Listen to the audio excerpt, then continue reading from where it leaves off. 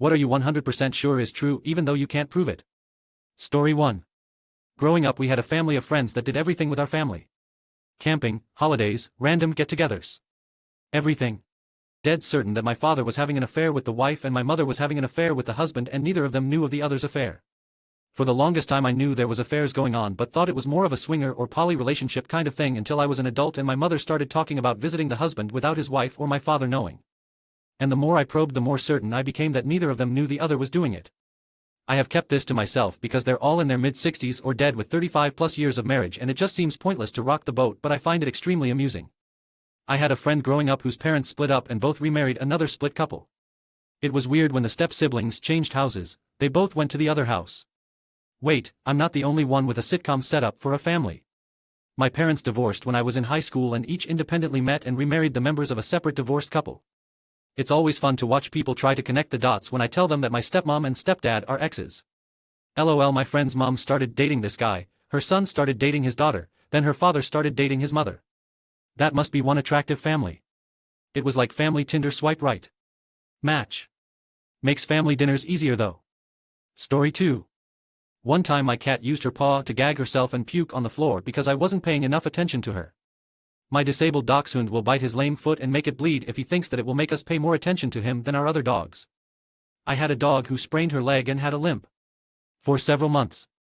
Then one day I caught her walking normally and as soon as she saw I was looking she started limping. Had a Shetland sheepdog that when we were away we used to board back with her breeder, so she would be staying with her sisters and mother, she used to have a grand time playing with them. Sometimes in the fields and sometimes in the concrete around the kennels. With all that playing she wore her foot pads down so they were a bit sore. And when we arrived she was limping heavily, the breeder explained and we sat with them for a while having afternoon tea on their veranda. Meanwhile I could my Sheltie out of the corner of my eye happily running around in the field with her relatives, but as soon as I turned to look at her she would start dramatically limping again. Story 3. When I first started my job a decade ago, the union and company were in the middle of contract negotiations. The company was bringing in a batch of new hires every month, like, nearly a dozen people each batch, with 3 to 4 of them coming to my specific department. They did this for nearly 6 months as negotiations kept stalling. Then, the company announced that they were struggling and had to lay people off in order to make it. They laid off half the people they had hired since I had been hired on and shifted the other half to lower desirable positions with worse pay, then a month later had a second wave of layoffs where they got rid of all those they'd shifted around. We accepted their contract not long after that. I 100% believe that they hired all these people with the express purpose of laying them off in order to try to scare the union into voting yes on a shitty contract. There's no way they hired a dozen people every month for half a year and just didn't realize they had too many people. Not that many for that long. They hired a bunch of people they knew they didn't actually need so they had that buffer to let people go without actually affecting productivity. There have actually been proven cases like this. Sometimes companies do genuinely make mistakes or unions can make mistakes. But there has been several cases especially since the 1990s where companies with unions as one of their employee sources would hire a ton of people near contract negotiation times at low pay and let them go in quick succession. They would do this constantly during contract negotiations. Sometimes a union would hold fast and realize this such as the case of a couple trucking unions, other times some would fold such as the case of Smith's Retail Union. Today's Smith's pays slightly higher than most grocery stores but they also treat their workers like cattle and have very poor work safety or benefits. This also applies to public unions too. As long as workers are organized there will always be the powerful trying to fight against them and hold on to their power. Story 4. At least once, a human clone has been made and been allowed to develop all the way to a living breathing person. I struggle to doubt that China, Russia, or the US hasn't already tried to genetically engineer super smart or enhanced people. Hopefully they were smart enough to make them mules if so. They already did. The documentary Rocky IV featured Ivan Drago, the first genetically engineered human. They did that already. He's LeBron fucking James. I had a dyslexic moment, thought you typed he's fucking LeBron James. The scarier theory is that the same was done with a human/other hybrid. Geneticists believe a human Z would be pretty easy to create with just regular artificial insemination, no fancy gene splicing or anything. Very hard to believe it's never been done. Story 5. That if politicians were punished like the average man that half our politicians would be jailed. Half? What a utopia that would be if only half the politicians were corrupt. Memes aside, on the same logic I truly believe if politicians were held to the same standard of fitness and aptitude for the job as a 16-year-old part-time worker at McDonald's, and would be fired for failing to meet this standard. Every elected official except maybe presidents/prime ministers for the last 80+ years would have been fired 6 months into the job.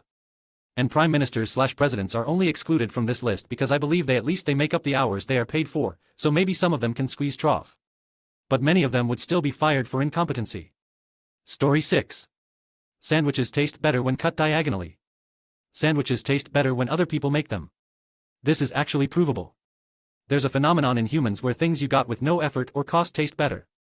Like there is literal science behind it, pretty sure I watched a sauce video on it.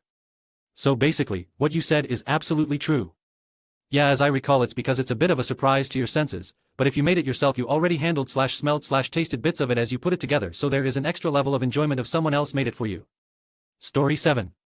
Most actual government cover-ups are just the government covering up their own incompetence. There's no deep state, they just suck at their jobs. I did my crazy conspiracy stage around like age 16. A huge part that got me away from it was a better understanding of business and seeing that virtually every theory, incident, or weird saga of events is always greed. Hypothetical example: no, Company X didn't poison the water supply of that community to kill them purposefully, it was just infinitely cheaper to dump it. I am fond of saying, the only true conspiracies are conspiracies to increase profits. Story 8. TikTok and all the copycats, Reels, Whitey Shorts, etc., regardless of content, are having a deleterious effect on the attention spans of daily users, which are mostly young people. Let's be honest, all social media, including Reddit, is contributing to this. Rapid and easy dopamine is an issue. We weren't meant to feel bored when we go more than 5 minutes without a dopamine hit. I've heard and agree with the idea that we are actually meant to be bored, and that being bored generally provokes you to do something to not be bored, which can sometimes have a very productive effect.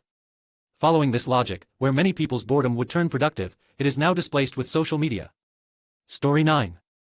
Big box stores have been systematically making the shopping experience worse to discourage in-store shopping and push people to their online stores.